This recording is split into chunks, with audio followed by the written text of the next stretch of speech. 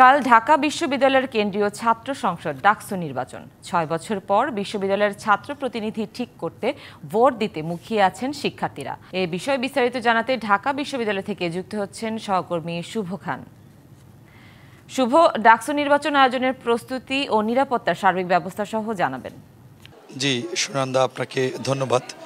দেখতেই পাচ্ছেন যে আমার পেছনে ভোট যে প্রয়োগ করবে, সে ভোট প্রদান করবে, সেই ভোটের বুথগুলো রয়েছে সারিবদ্ধ। আমি এই মুহূর্তে রয়েছি ঢাকা বিশ্ববিদ্যালয়ের যে টিএসসি ভোট কেন্দ্র রয়েছে, সেই টিএসসি ভোট কেন্দ্রের মধ্যে দাঁড়িয়ে আছি। দেখতেই পাচ্ছেন এখানে দুটি রুমে 120টি বুথ রয়েছে এবং এটি হচ্ছে ঢাকা বিশ্ববিদ্যালয়ের যে সকালে ডাকসুর যে ভোট শুরু হবে, সেই ভোটের সর্বোচ্চ বড় কেন্দ্র।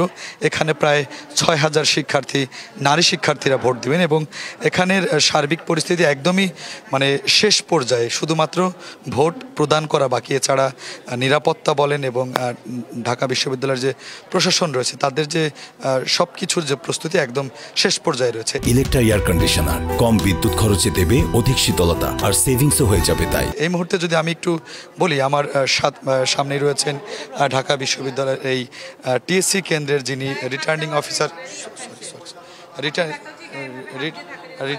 অফিসার নাসরিন সুলতানা। আমরা তার সাথে একটু কথা বলবো। লাইভ কোনো কিছু কেমন দেখছেন,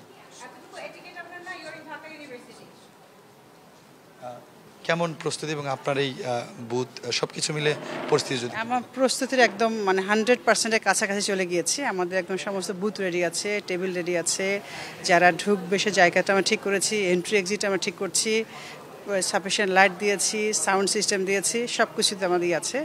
তারপরে যে স্ক্যান করে ঢুকবে সেটাও সন্ধ্যার পরে লাগানো হবে। এরপরে কালকে সকাল থেকে আমরা ব্যালট নিয়ে আসবো। ঠিক আছে, আমাদের প্রস্তুতি একদম লাস্ট পর্যায়ে। যতটুকু এখন দেখছি গ্যাপ আছে, ততটুকু আমরা শেষ করার চেষ্টায় আছি। জি সুনন্দা, যদি আপনাকে জানাই যে আসলে শুনছিলেন একদম শেষ পর্যায়ে প্রস্তুতিতে চলে এসেছে। সকাল 8টা হলেই ভোট শুরু হবে। এই ছিল ঢাকা বিশ্ববিদ্যালয়ের ডাকসু নির্বাচনের সর্বশেষ পরিস্থিতি। সুনন্দা, শুভ, ধন্যবাদ আপনাকে।